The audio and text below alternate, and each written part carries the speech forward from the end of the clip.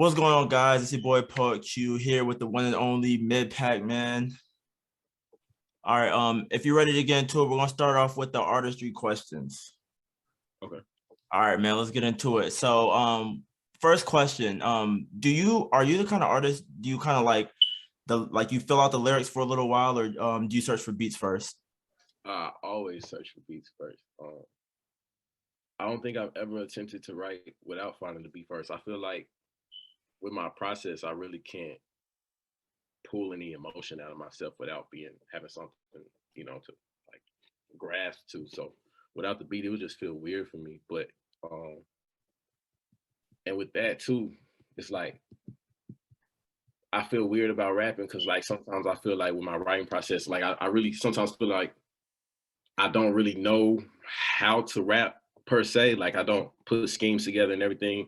Almost the way I described it to one person was sometimes I feel like almost someone's talking through me, So without something to like pull it out of me, I can't really put that together either. So yeah, I've never written without already having the beat in front of me.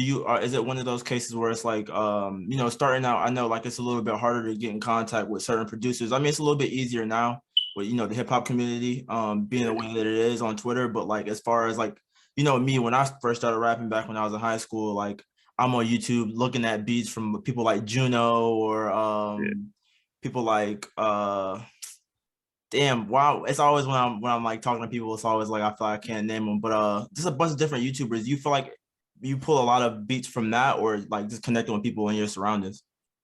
Man, I was not let's see. Well, it depends on the era. Like, okay, so when I was posting tracks on SoundCloud, I would go through YouTube beats a lot. They just didn't hit. Like, you know how it go. Yeah, I know how it go. I know how it go. Star. I don't like digging through beat stars. I don't like digging through anything. But that's what I was on. But like I said, it just really didn't connect with me. I was doing a lot of remixes to other artists' songs most of the time, just taking people's instrumentals or whatever and putting it on SoundCloud. But I have one or two producers now on YouTube that actually put out some quality stuff. Like Dear Lord, I got from YouTube. And it was a few other ones. He produced another one. I can't even think of it off the top of my head. But yeah, I still don't shy away from YouTube because I get surprised. Right now though, it's just lurking on Twitter. That's where most of the beats on the project came from, bro. Yeah, It's just, man. I love the whole Twitter system where other people like stuff, and they'll pop up on your timeline too and stuff like that. Because that's how I find pretty much everything is through other people's connections and just making them on my own.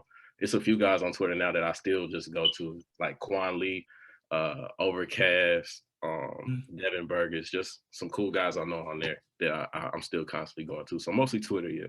Nah, see, and the crazy thing is because like I tell a lot of people when I first got into like trying to because I used to be an artist, but like I got away from it, not because like I didn't feel like I could have made it. It was more so like I just like the media side of this. I like finding artists, like that's always been my thing. So one of the bigger things is like trying to make a network for artists to be able to, find other people. Cause sometimes like, me being from Jacksonville, it's kind of like one of the situations it's hard to find people to work with because everybody kind of in their own section. So it's like just being able to make a space where everybody can come together and like the shit you were talking about as far as like Twitter, as far as like the algorithm, someone likes something and it show up on your shit, like it helped people build a network, bro. So it's like it's real dope to see that. But one of the next questions that I have for you about your artistry is do you aim for relatability more, or do you aim to be more transparent in your music? I know I'm never aiming for relatability. I mean, it's definitely transparency. I'm just talking about my experiences. I feel like everything I go through is what, it's real world problems. So I feel like you don't have to aim for relatability when what you talk about is like your real life. You know what I'm saying? People are naturally gonna glue to it and understand what you're going through and make their own connections to what you got going on. And, everything don't have to be the same, but people got their own stuff and it's similar ties, similar emotions. So yeah, I don't never aim for relatability. I'm just, talking about what I know. Type shit. So one of the big questions that I see a lot of artists go through is one of those things where it's like, and this isn't on my questions concept that just came to me, just because something I went through. Would you prefer using your notes in your phone or writing it out? I've never written. Like pen and pad, never? Never used a pen before in my life. I have something coming up, but I'm doing, so I wanted to produce like journals in the future. And I have a whole like monologue that's gonna go into the front pages of the journal that's talking about how I've never written lyrics using a pen or a pencil or whatever. And I plan on like handwriting my lyrics out into the first couple of pages for like that little album project to say like, okay, I've done it. Here goes the rest of the space for you to, you know, do it yourself, write your own stuff down or whatever. So I actually have like a whole series coming that's kind of around that. But yeah, I write everything in my notes, and I like that because I'll never lose it. You know, I can still go down right now and see lyrics from when I first started rapping. Type shit. Yeah, no, for sure. And one last question for the artistry. Have you ever like, is poetry something that you ever like considered, or anything that like you ever thought about doing, or is this kind of just like music only type thing? It's music only, but that goes back to when I was saying that I feel like I myself cannot just, you know, just sit down and start thinking the shit to write that. Like I have to have something pull it out of me, and it just starts easily flowing. So I want to though, because I really do enjoy poetry. I be watching videos and everything. It's just something I haven't been able to do, but I want to for sure. For sure. All right, so a couple questions that I do want to get into as far as just general questions before I start getting into my track specific questions. Where did the name for the project come, the Iverson Tape Volume 1? So I made a connection with Iverson when I first found out that he was the MVP of the league the year I was born. And I had made the photo of him holding the trophy, like my screensaver on my phone or whatever.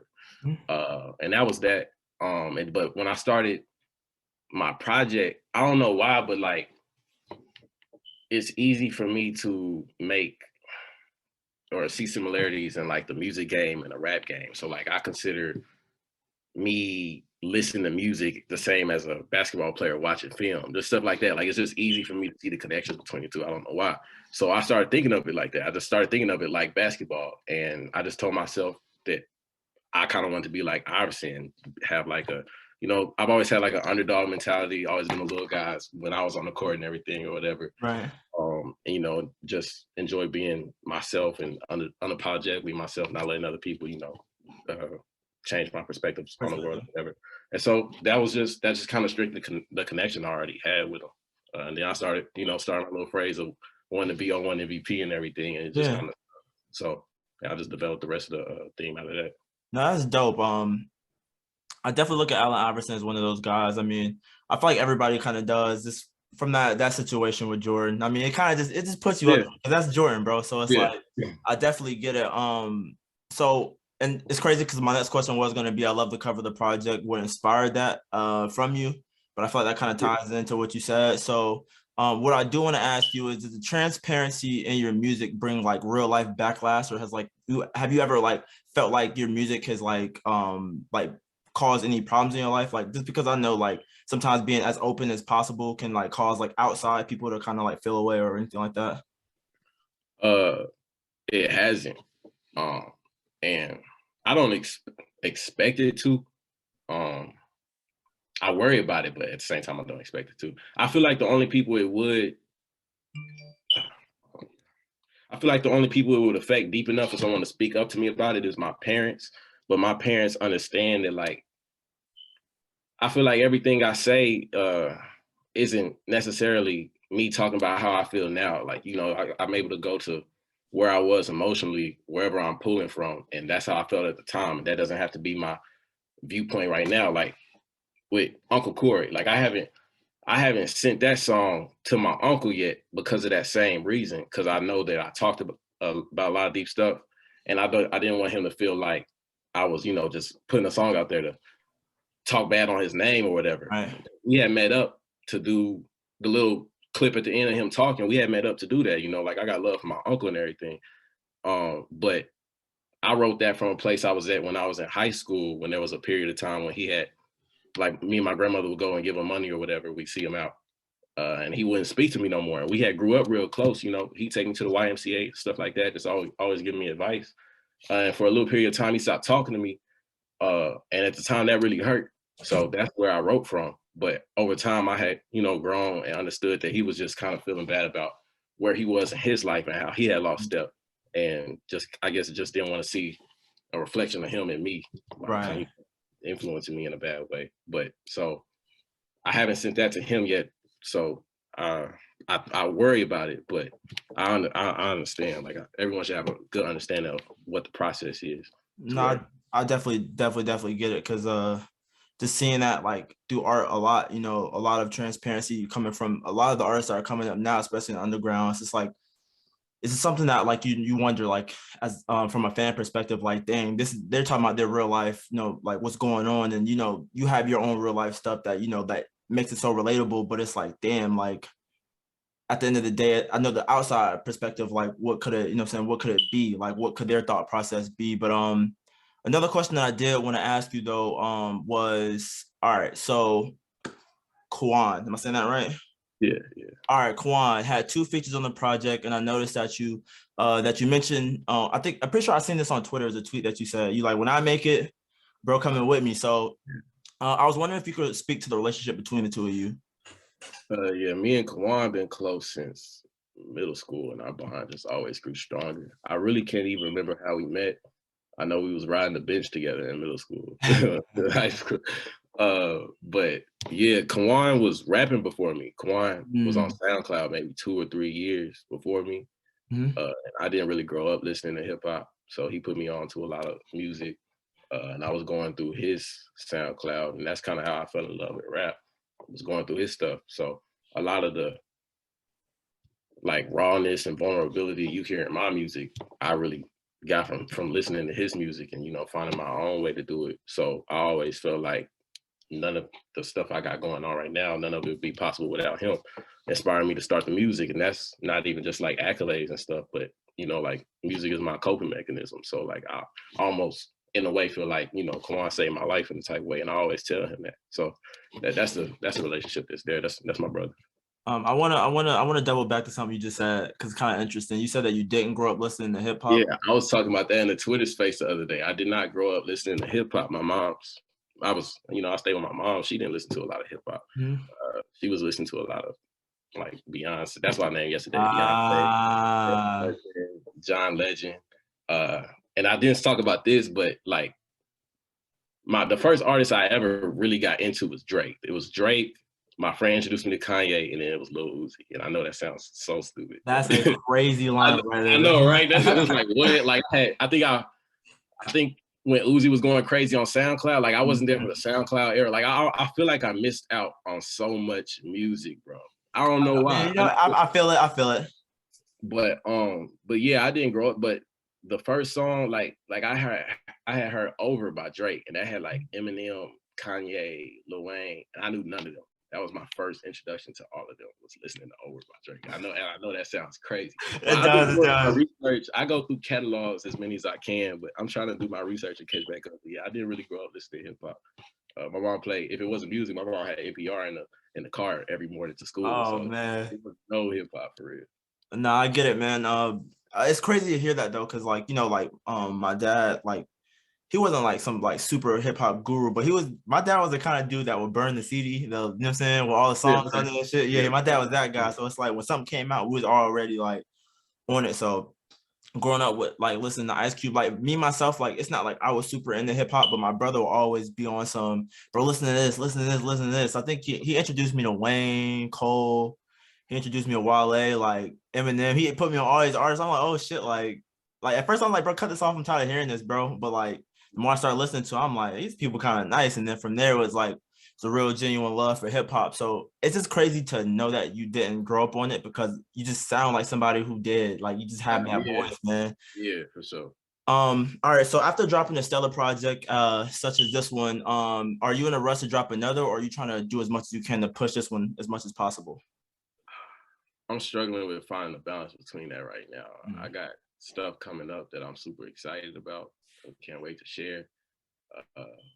And I've just heard the album so much already that's like, man, it's like that's not even me no more. I'm trying to, you know what I'm saying? I'm trying to throw it down. But I know, you know, the numbers are doing like, I guess, a lot better than I expected to. And so I feel like I'm growing too complacent, and I know how important it is for me to keep pushing myself out, because you know I ain't got nowhere yet. You know what I'm saying? I keep submitting it like I was, keep sending it to as many. Can I get a blog here? Can I get this? You know what I'm saying? But at the same time, like I said, I'm just so excited about what's going on in the future. So I'm still struggling with it right now.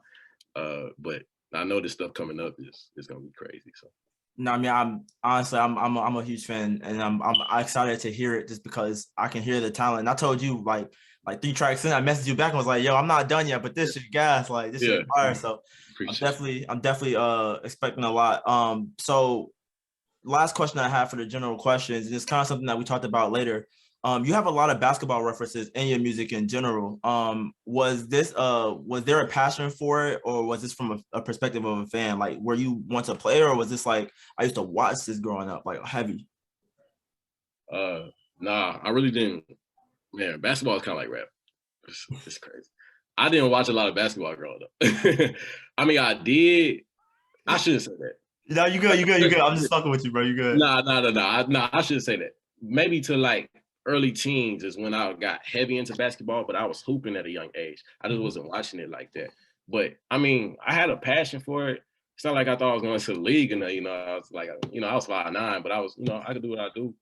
But basketball, I think I fell in love with basketball because it's something that I can kind of understand and break down. Like I said, the same way I can't rap. Like I can just see it differently. Like may not be able to play on that type of level, but it's like something I can watch and really understand. So that's kind of what made me fall in love with that. And we was hooping every day or whatever. You know what I'm saying? So I'm already knowing. Yeah. So that's what that is. But for sure. I definitely understand the perspective. First of all, let me just say this: if y'all don't know, I'm 5'5", bro. So making it to the league was never gonna happen for me. I used to love basketball too, bro. I played in high school.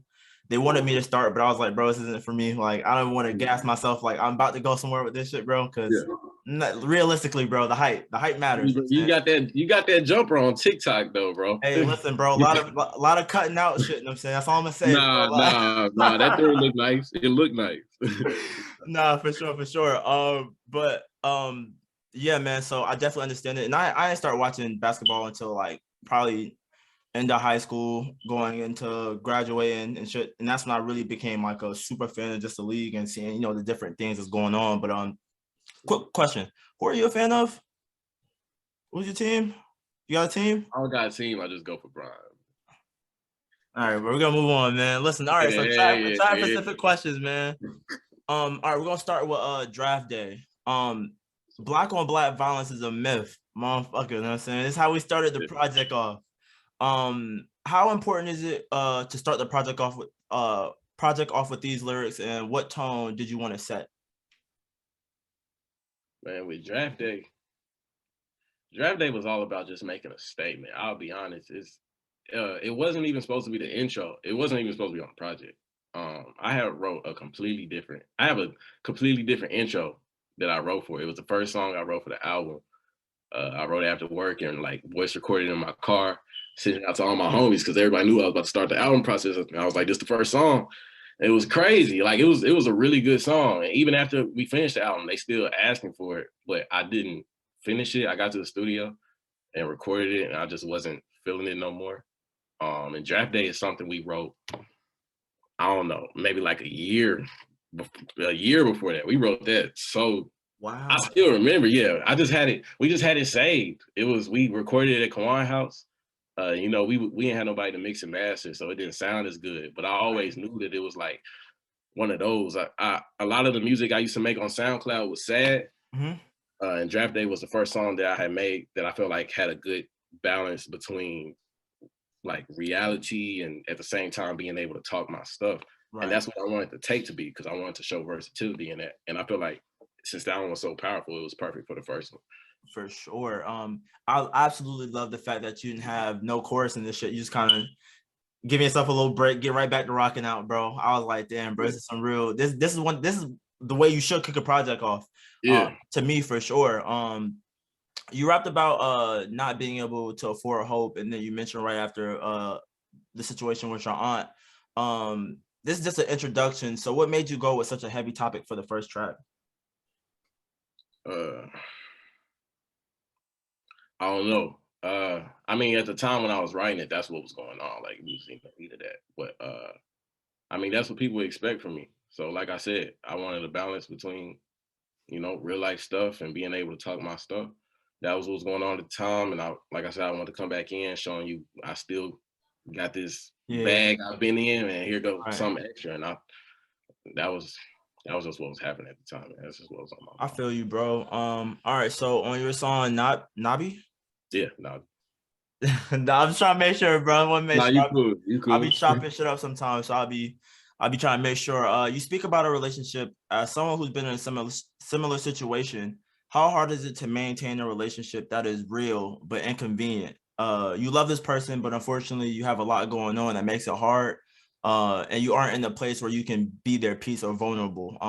How do you maneuver around that, or how do you deal with that? Well, I mean, I guess it's kind of specifically difficult in me because like I feel like the inconveniences in the relationship are because of like past mistakes myself, and sometimes I feel like it's no way to correct what you already done, and so it almost feels in a way like I'm getting what I deserve, but as far as coping with it, I mean, I just focus on all the good moments. Everybody got their stuff. You just work through what you work through. It's all about communication. I think that's the most important thing for me. I get it out through this music if I got to. Yeah, dog, you should. That's what it is. But yeah. For me, like I said, I feel like the mistakes I make this is a product of that. You know what I'm saying? So I take the blame for most of what goes on in my life. For sure. So you believe it's more of it to be like a karma kind of thing, like past transgressions? Well, I mean, I wouldn't even say karma. I mean, like you know what you're doing. You know what I'm saying? You know what's gonna happen after you make the movie. You know what it is. Yeah, I got you. Yeah, you get what you get. Yeah. All right. So Metronome Man, I'm not gonna lie, this is my favorite track off the project. You know this. I done screenshotted this shit, put it on Twitter like 800 times, bro. I listen to this every day, and it's a lot to unpack here. I think this might have been the longest song on the project. I'm not sure. I think it was like 3 minutes and some change. But you said something that like kind of like I feel like I'm not gonna lie. You had a lot of lyrics in here that I felt like it's me talking, bro. Like it's me talking to somebody. That's what everybody says. That's why it's a lot of people. Because it's so real, bro. It's scary. You said scared to be myself because I ain't got no fucking confidence. Searching for some inner peace and fishing for these compliments. Can't even find no joy in my accomplishments. I just had a conversation with my mom about this shit, bro. Like sometimes it's hard to be happy about what you're doing because it's like I know what I'm doing is worth more than this, bro. It's like I want to be so much further than where I'm at right now. I can't even sit and be happy about this shit, bro. So this is heavy and something I relate to wholeheartedly. How important is it to you as a person to feel validation from outside sources to be more comfortable with who you are? Man, that's a struggle. It's been super important my whole life. Like I said, just being insecure all the time is, I mean, that's what you need. You need somebody else, outside sources tell you what's this and what's not, But for me, it's like sometimes I still struggle and find myself doing stuff for other people's validation. And then when I get it, it's not what I thought it was. And it's like I just can't learn that lesson. I don't know what it is about that. It's as far as like my music, I don't need it. Like a lot of, I appreciate, of course I appreciate support and love and everybody telling me, this is good and this is that, whatever. But like, I know what I got, you know what I'm saying? Like I know what the music is and I know what it has the potential to be. And more so what I need these days as far as music wise is like I appreciate, realness. Like I done got a lot of positive comments about the album and everything, and nobody has told me anything, like what I need to improve, what they want to see next. Like I ain't get a lot of that. So validation as far as music, I don't need it a lot. But as far as like, my real life, like I said, it's still a struggle trying to get. Still a struggle. And I definitely get that. Just because it's one of those things where it's actually something I wanted to talk to you about.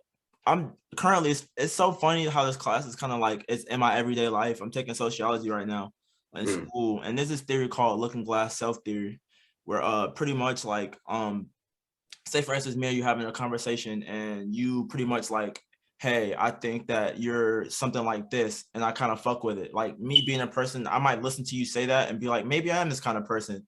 and I'm gonna start trying to like figure out the vibe, the feel of it, you know? Like for instance, if you tell a kid you're bad, like his whole entire youth, he might grow up and really feel like I'm bad and go do bad shit. But like Yeah. it's just how you're reinforcing it. And I feel like a lot of time today, specifically, you know, with social media being the way that it is, it's easy for somebody to get online, post something, and 500 people to tell you you're this, and now So you got to sit there and think about it, bro. So for me, it's just like, do you feel like it's kind of scary being on the internet now? Like you got to be super sensitive with what you say or whatever, just so you don't put yourself in a box. uh nah, I really don't worry about it. Like I said, I'm 100% trying to be myself Right, with right, everything. The only thing I've worried about with internet wise is like I can't go on maybe emotional rants the same way I used to be able to, right. because you know, I see people actually caring about, you know, people Yeah, care about me now. You know what I'm saying? It's like I don't want people to see that and think, you know, stuff really getting bad over here. You know, need to send me messages, type of stuff like that. So I make a mental note of that. But other than that, no, I'm just being myself. I don't worry about opinions. Uh, you know, feedback. I take everything into consideration. But like I said, I'm trying to be me, bro. That's all it's no, about. for sure. So to dig a little bit deeper into the same song, Metronome Man, you said, and this is another bar I really just sits with me. Her mama think we perfect, but she don't see the other side. The shit that I cannot provide, she'll find it in another guy. This is something I constantly feel. Just wanted to ask, how hard is it to chase your dreams and still be the model man you're supposed to be? Uh, I don't think it's super difficult. I mean, everybody around me gives me the space. You know, people know. You know, people I'm in relationships with, they know what I got. They, like I said, they know the potential of it too. They tell me every day, so they give me the space, you know, to be myself and do what I need to do. I say the only it puts stress on like a girlfriend relationship just because of how financially hard it can be. You know what I'm saying? Trying to balance, you know, being a college student, uh, trying to like my love language is gifts, so I really don't know how to like express myself too well romantically without like, Right. you know, I just bought this, I bought this, bought that, and I can't do that like I want to because you know you got 1,000 on beats, you got 1,000 on Yeah. studio time, you got 1,000 on promo, you got to pay for school, got Mhm.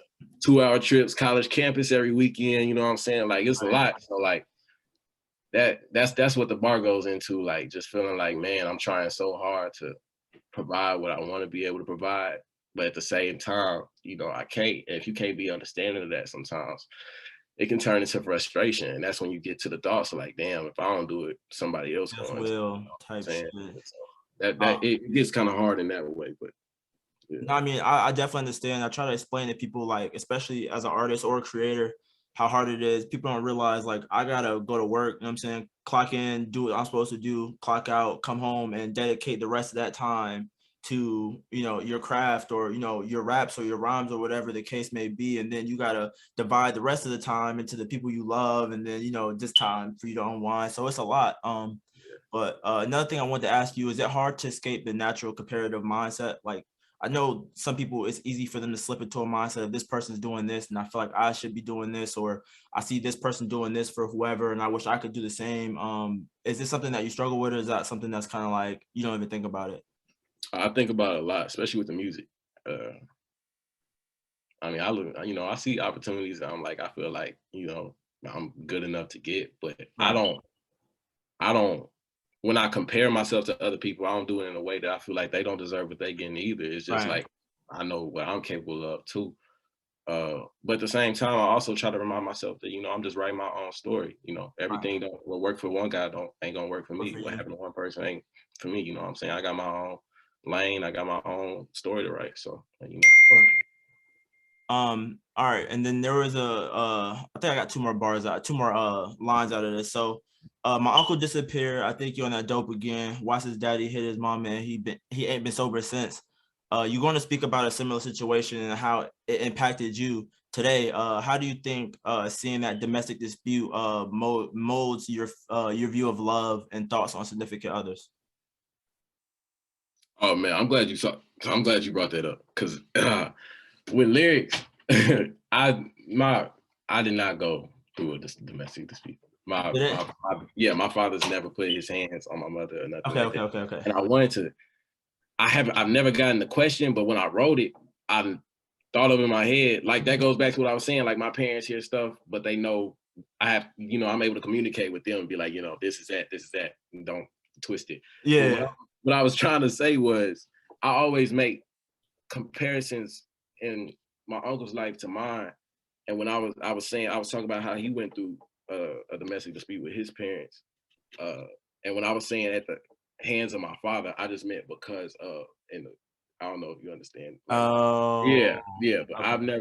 I've never experienced that. I went through that. No. Okay. I just wanted to make sure, because like, me, like I'm listening, it's like, oh, whoa, like. Nah, I know. Yeah, I was hoping a lot of people wouldn't make that. A lot of the things with my parents is just no domestic, just not being able to really pick up a lot of memories of like just being a unit, just being a happy family. Like when I think back, of course I got my good memories when I'm with my dad, with my mom, but like not being able to have a lot of good memories besides just argument from when I was young. And sometimes, again, that disappoints me because I know it was more to it than that, which is what I'm getting into a lot with my next project. But but my dad's never done anything like that. I did. Okay. I'm glad you gave me the opportunity to clear it up. No, I'm glad I could be the one, you know what I'm saying, try to dive into that, because I was definitely, when I heard it, I was like, damn, like, I mean, it's really dope to me, because like each time I listen to Metro No, man, I'm just like, damn, these are just, it's heavy. Yeah. Now I feel all this shit. So one of the final things I want to talk to you about off of the song, you said don't want to talk about your depression, just deal with it.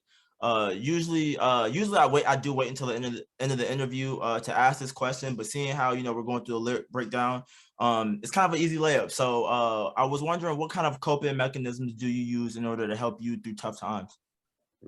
I'm gonna say shout out to Como for that bar. That was his verse, but it's crazy. I googled it because I swore I heard that shit before. I was like, bro, I've heard this bar before, bro, but I couldn't remember where. Like I've heard like someone say, don't want to talk about your depression, not the same format, but like I felt like I've heard it like in the same like frame, and like I always wondered like how someone deals with it, like the back end of it. Oh, word, no, I was just saying shout out to Como because that was his bar in that verse. Like that was a part. I just want to clarify that.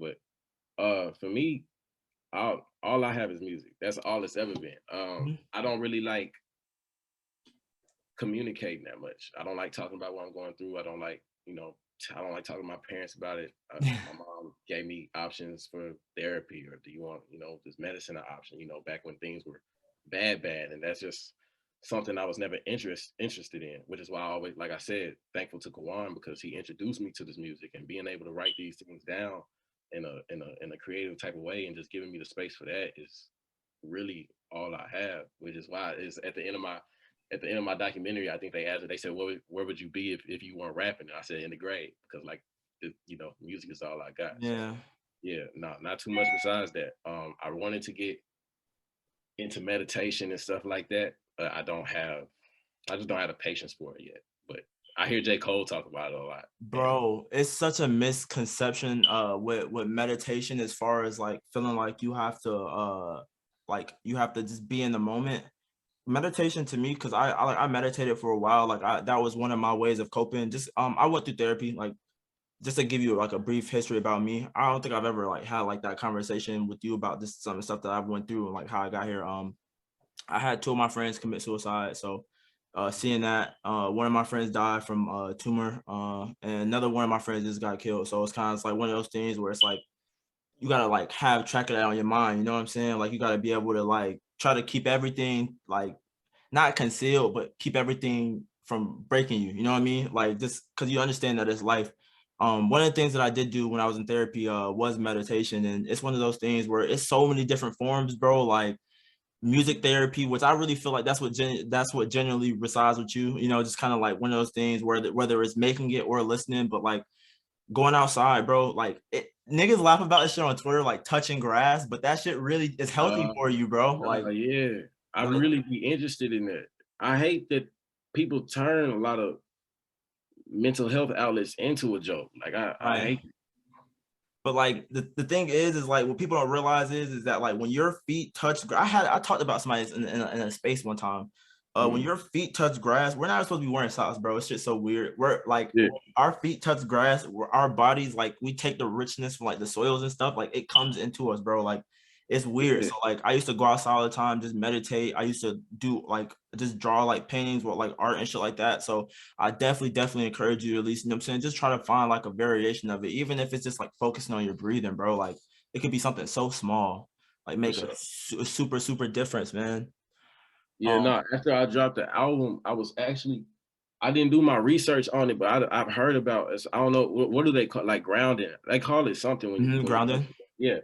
I was interested in it. After I dropped the album, I got super stressed just trying to market it, especially on like TikTok, just because of how frustrating the platform can be as far as like you put in so much effort and the algorithm is so hard to figure out. But anyway, I was just getting super stressed out and I was interested in going, like waking up in the mornings. I was trying to get into meditating. I thought about going out and grounding and beating my girl because I'm in an apartment. I feel like, that wasn't the place to be going out. Like, what the hell that nigga doing out there with his Yeah, that's the shit. all right, live with my girl. I'll be in my girl house. I'm like, man, one day I really want to wake up over here and go outside and just go in the backyard and be able to do that and feel comfortable with it and everything. But I got sick right after that. I can't lie.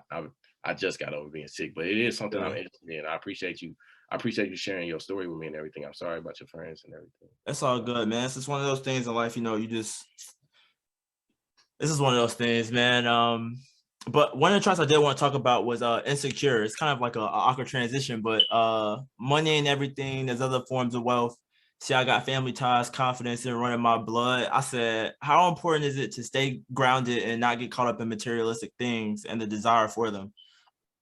I mean, it's super important. I just know those things will never bring me happiness. Right. When at the end of the day, when your life over, that's not something you thinking about. The things gonna be on your mind. It's like, how you spent your time, the family, the loved ones, things you was able to do. And I mean, that's what really matters. I found my happiness in being with my family and being able to do this music and everything. So just that was kind of just a reminder of myself as well, not even just trying to, like, I try to give out game, but everything I've really given out is the same stuff. I'm just trying to, keep telling myself. But yeah, I mean, I think when I think about money or the potential of making money off this rap and everything, it's just really just take care of my loved ones. Type shit. Take care of my moms, especially just doing it for her. But yeah, it is super important to stay grounded and not think about that type of stuff. But it's never been something that I'm in a rush for. Like, I don't think about it. That's not what defines happiness or success for me. So sure, bro. So one question I did want to ask you again. I mean, well, another question I wanted to ask you about the same track is where did you find her name is Lune? Is that how I said it? Lune? I hope so. That's what I've been saying. I ain't gonna lie, I don't know her personally, and we've never I just didn't ask. So I found her through, I think I was in the studio one day. Originally I tried to get this girl named Ginger Soul to do it, but she was busy with an EP and I had no idea where I was gonna get another vocalist because I just, like I said, I didn't have connections. I didn't know nobody. Right, for sure. And I was in studio. I pulled up Twitter. She just popped up in a video that somebody liked, and I thought her voice was dope. I sent her a track. I sent her that track. I sent her barbecue and coleslaw too because I didn't have anybody for that. And she sent me back both of those in like a week. So shout out to her for that. Wow, bro. Yeah, That's hard, bro. Yeah, no, yeah, she's really dope. She's got a good voice, great writing. She's really good. Yeah. But yeah, because I was gonna ask you how the collab came about, but it's crazy. You doing all the work for me, bro. No, bro. Yeah, just on Twitter, bro. Twitter got everything. Magical place, bro. To who it may concern, was this song dedicated to someone or was it more of a conversation to yourself? I like to keep that like a mystery type of thing. I feel like that's the magic around it. Going back to you talking about backlash though, I got a girl, and so when I wrote the song, and I know that's crazy. I know that's crazy. Yeah. But I did a good job of calming that situation down, I guess you could say. But no, I wrote it. I felt like I had it. It was general enough, and detailed enough at the same time for anybody to use it, which is why I named it To Whom It May Concern, because I just wanted people to be able to use it like a love letter. We was talking about poetry and all that, and love is really something I struggle with writing with. I don't write about that. Like being able to write Nabi and being able to write that were like big accomplishments for me, because I like, it's just something I don't know why, it's just something I struggle to talk about. I feel like it's hard to write about in a non-cheesy way, especially if the emotions just again aren't strong enough to just kind of pull it out of you in a way you not even understand it. But yeah, that's just for anybody to use. Valentine's Day coming up, and anybody to use for sure. Nah, G shit. So on the next track, Dear Lord, crazy how you can save a life with one quote. What's one quote that's from a song that sticks with you every day that you often reflect on? Does it have to be like personal to me, or just something that like blew my mind type? Yeah, it could be something that's blew your mind. I'm saying some shit that just just really stuck with you. Oh man. I find myself going to the end of what it Prom King by Saba. That's my I shit, think, bro. yeah, I think at the end he had his cousin Walter singing. It's like just another day in the ghetto. Man, what is that joint? Oh, That's not that shit had me sad when I first heard it. I just man, heard it for the first I time. ain't gonna lie, it's really bothering me. I can't even think of it now, because that joint, I go back to it so much, but at the end it's like basically talking about how he can't keep up to date with the schedule and just hopes he make it to tomorrow. And that just at the end of that, it hits me every time, because I just can think of so many times just like that's how I felt. Like you just praying that you're gonna wake up tomorrow, like you're gonna be Yeah. able to make it through the night, just going through it. So every time I hear that really hits me. I can't. Yeah, it was my first time listening to Care for Me, I think this week or last week. Like Oh, I really? heard, yeah, bro, I heard Bucket List from him like back when it came out, and I loved it. Like I loved that project. And so when Yeah. Care for Me came out, like I was kind of not doing my own thing, but I was just in a different space, bro. So it was like, I'm gonna check it out later. Never got around to it. And I've always seen it. I seen him I seen him at Day in Vegas. Oh, for sure. Yeah, Okay. bro. So I'm hearing him rap calligraphy. Hmm. And I'm like, damn, this shit sound hard as hell. Yeah. And I'm Yeah. like, all right, so obviously I missed something. So I went back, listened to it, and I was like, I'm just track by track. I'm like, bro, this shit is crazy. So now to hear you say that, it definitely means a lot. Just because it's one of those songs that I do feel like it definitely does stick with you. How important is it for you to have a song like Dear Lord on your project? Uh, Dear Lord was special. I can't lie. I think that's my favorite song right now too. But uh man, Dear Lord was cool. Dear Lord was hard to write too, because it took me 3 months to write that. I had that beat for 3 months. 3 months? Yeah, I wrote 3 different verses for it. And the first two, I just wasn't feeling that much. And I just picked it up one day. But Dear Lord gives me the same vibes that Draft Day gives. Sometimes I just feel so in tune with my emotions that it's just, I don't know, it's just so, it almost, I ain't gonna lie, with the out of body experience thing, it almost feels like sometimes you're so in tune with your emotions that I feel like someone watching myself, like I understand everything you're going through type Right. of shit. And so with that, again, I felt like I found the perfect balance between being able to be transparent and at the same time, again, feeling like that I had reached this level where I'm able to understand what I'm going through, understand what I am, what my purpose is. And I just feel like I was on a different level, to the point again where I can talk my shit and just feel like I'm him. Right. Yeah, but Dear Lord gives me the same vibes that the Draft Day does. A great balance to that. Nah, man, I definitely think you bought it that one for sure.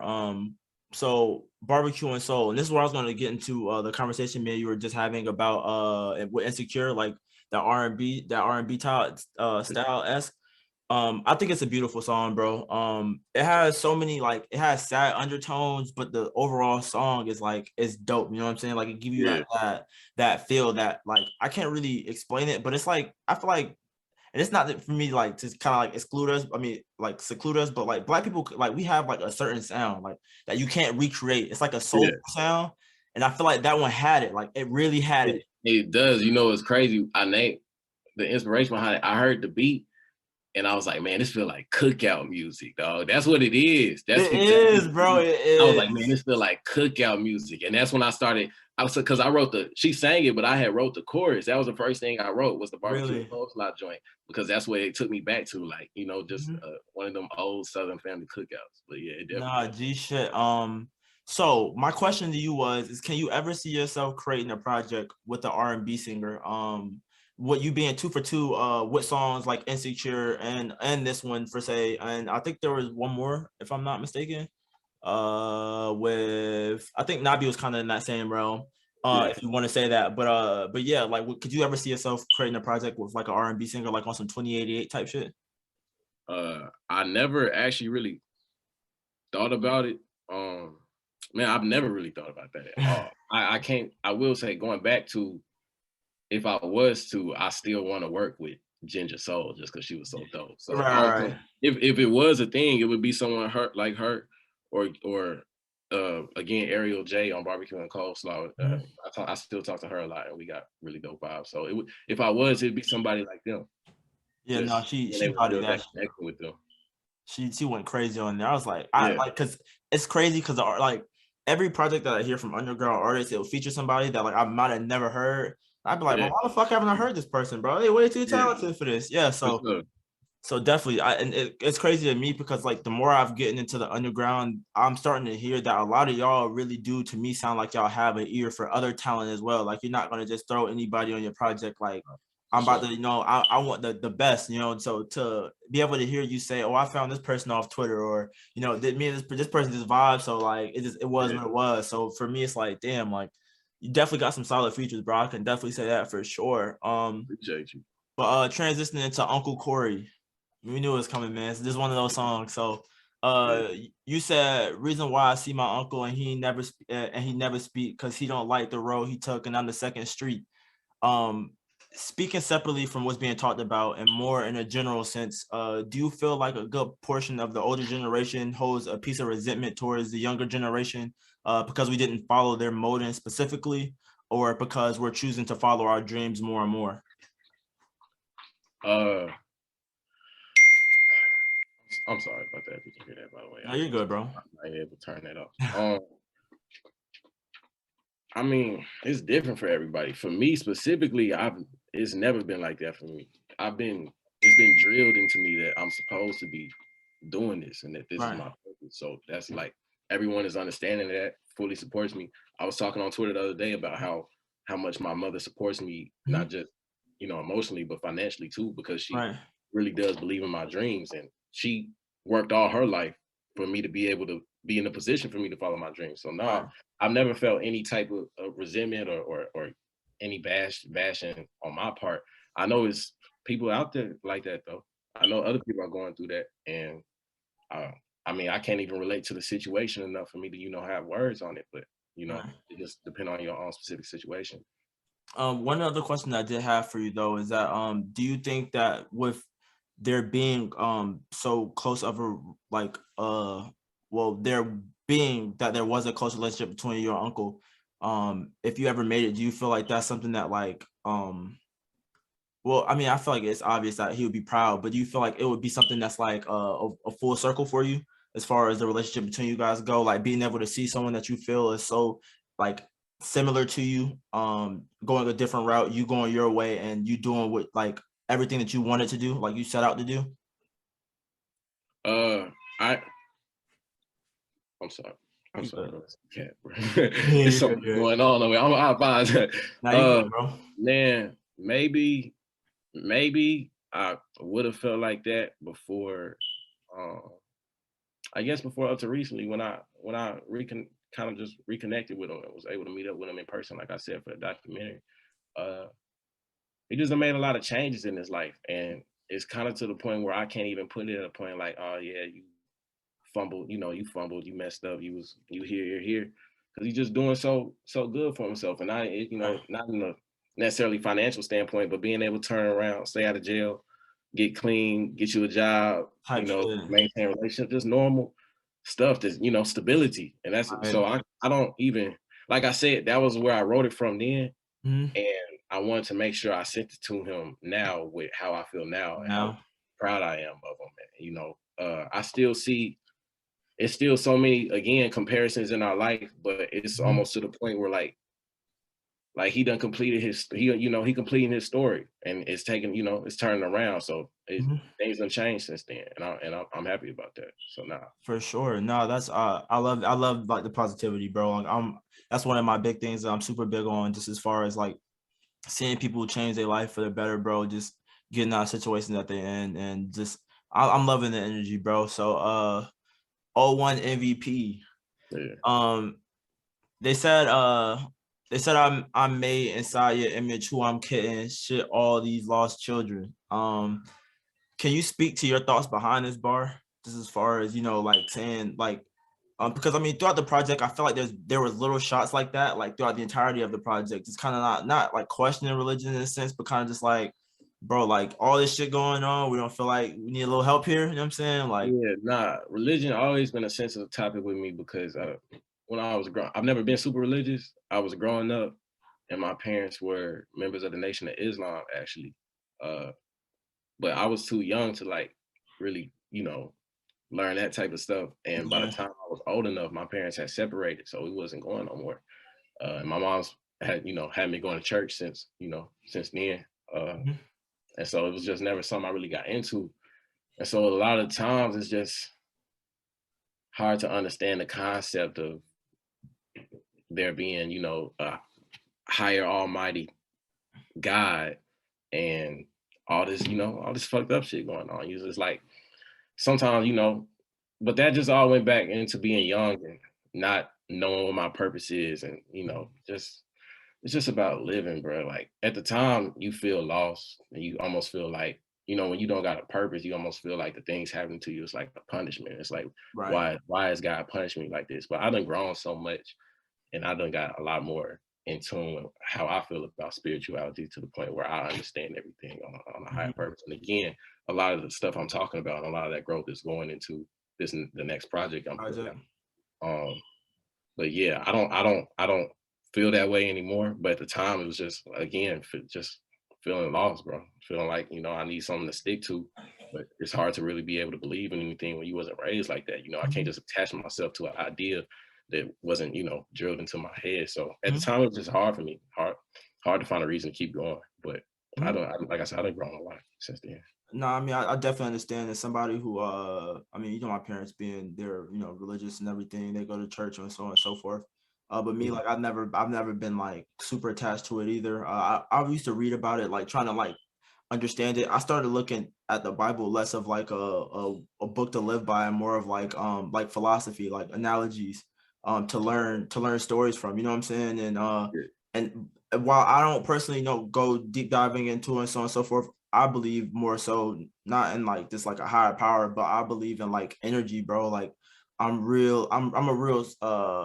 a spiritual person. I'm not religious. Like I believe in like duality and balance and stuff like that, which is why I'm so heavy on meditating, trying to create different harmonies for myself. So like I definitely understand where you're coming from, bro, especially like in the sense of talk about being lost. Like as someone like at like 21, like that went through shit like trying to fight, being homeless just because I'm fighting my family on their thoughts and my own thoughts and trying to build into a place where I can be like who I am, and flourish.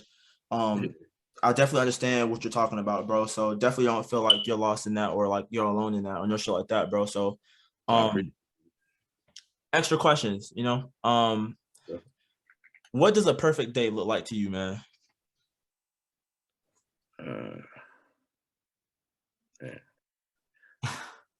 Over the time I was sick, towards the end of it, there was one day I woke up. It was really like 2 days, but I woke up and I had a creative kick and I just wrote for hours and hours and hours. And I know. I've never had a day like I said, most of my stuff comes like in spurts, emotional spurts. I don't wake up and practice and stuff like that. It just comes when it comes for me. And so being able to wake up that day and feel like that I was kind of in control was actually one of the happiest days I've had. I think I cried off that. So I'd say something, just any day I'm allowed to just have the whole day to create, and especially the feeling of being in control while I'm doing it was one of the strongest feelings I've had. So no, that's good shit, bro. If you could do a tour right now, what cities would you go to and why? Man, I ain't gonna lie. I don't know. I never thought about it. I don't even think about touring. I don't think about. Really? I haven't even thought about live performing. Like I don't have nothing. Like Really? yeah, I know. I don't. It's not something. It's I don't realistic, want to say bro. I'm nervous, but like it's not something I'm super excited about yet. Like You're I feel like I not, gotta. Nah. I bro. don't know. I don't know. What? I like being low key. I feel that. I don't even like watching people, like I don't like being in the room with the music being played around people, like on some I'm the small same stuff. way, G shit. I'm the Yeah, same way. you know what I'm saying? Just feel like it's too many eyes. But I have always wanted to go to Paris though. Oh, So for sure. That's easily on the bucket yeah, list. yeah. Sure. I will say something like that. But what I will say is, to you saying that, bro, I can easily see you performing some of these songs, bro. Like for me, like listening to some of you guys, like underground, some people never having the experience. Like I would love to see some of y'all perform live, just because like I want to see people put their phones up for y'all, especially during some of the songs where it's like, damn, this might be, you know what I'm saying, like a real intimate moment between the fans and you know, where it's like I want to take this time to let y'all know what's going on and X, Y, and Z. So for me, it's like, damn, bro, definitely, bro. I can see it. I can see it for you, bro. I can for sure see it for you, I man. appreciate that. I mean, I am welcoming any opportunities. It's just something I haven't pursued Y'all myself. peeping, y'all hear my man. You know Hey, what I'm listen, I saying? got ready whenever, you know what I'm saying? For sure. All right, top 5 most influential basketball players to you. When you say to me, like on my game, Like personally, like like who you just feel. personally, I Yeah. mean, man, I don't like old school. It's current. It's current. Okay, I'm fine with current. I'm Okay, fine with cool. current. I mean, not super. I mean, for me, it'd be like. I mean, of course, Mike is Mike Brian. Like I told you, favorite player for a while. You know. I think Kobe got me in the ball though. I vividly remember watching Kobe versus the Celtics. Okay. Of course, AI like through all Easy of this. money. Easy money. Man, that fifth spot for me though is hard. For fifth spot, I'm gonna have to say Isaiah Thomas or Dang. Just not even all just basketball, but I enjoy like their social media presence and the messages they put out. He Really? puts out a lot of Nipsey quotes, and I love Nipsey a lot, and Mm-hmm. just a lot of motivational stuff. So I love their platform too. So I'll say IT or Dang for sure. That's love, bro. See me, I would have said Dirk. I love Dirk. I don't know why. What it is about him? Oh my God. He changed the game, bro. Like I can't for sure. Well, that's disgusting though at the same time. It is, but like Dirk went crazy, bro. Like he did it by. I feel you. Like one of the only ones did it by itself. Yeah. I feel. But yeah, that's a good 5 though for sure. That's definitely a good 5. Any artists, producers you currently looking to work with? Man, I just tweeted earlier about me shooting my shot at something and hoping it go in. It's this dude named I think his name's Sean Farrell on Instagram that I'm trying to work with. He's a producer that I really want to. But me and somebody named Young Seven got some on the way. I've been tapped in with Cali Beats. If you know, that's my guy. Fucking salute, bro. Yeah, Jose, whatever. Yeah. Shout out to bro. Again, Ginger. I still really want to work with her. That. I'm gonna add her. I don't know who it is, but I'm gonna add her too. We in this together. I still want to work with her. And another guy named Nito the One. Oh, that's my guy too. In the group chat. Appreciate you. I'm gonna tap in with him, bro. Yeah. Nah, me and Nito be talking. We gonna do something eventually. And producer wise, again, Furious Styles. I don't know if you know who that is, but that's my guy too, man. Yeah, I don't personally talk to him, but I know who you're talking about. Man, bro, he posted one beat. I asked him in the comments. I said, "What you doing with this?" You want to use it? That was a picture of him of his like Bitmoji doing the prayer hands. I was like, "So what is he doing with the beat?" But I wrote it, and I want it so bad. But yeah, I want to tap in with him too. But yeah, those something off the top of my head as far as underground.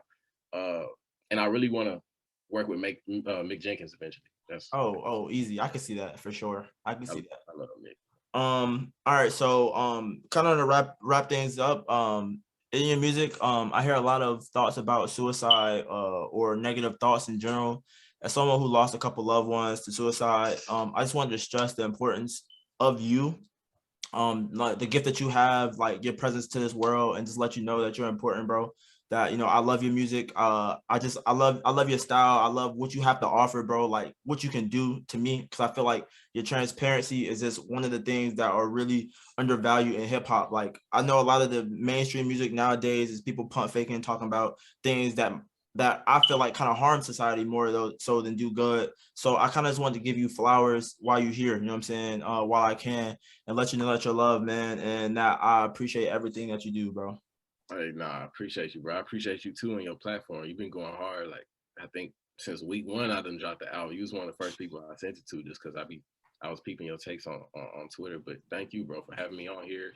Platform, love, everything, bro. I appreciate you. No, it was important just because I tell people all the time, bro, it's important to make sure we champion the real artists more so than just, I mean, it's good music, but real people, you know what I'm saying? Like people who are actively trying to grow, or people who trying to send out a good message, or just be the best version of themselves, you know? And I think that throughout this project, you really showed that, like you showcased the fuck out of that. And I feel the versatility throughout the entirety of the project.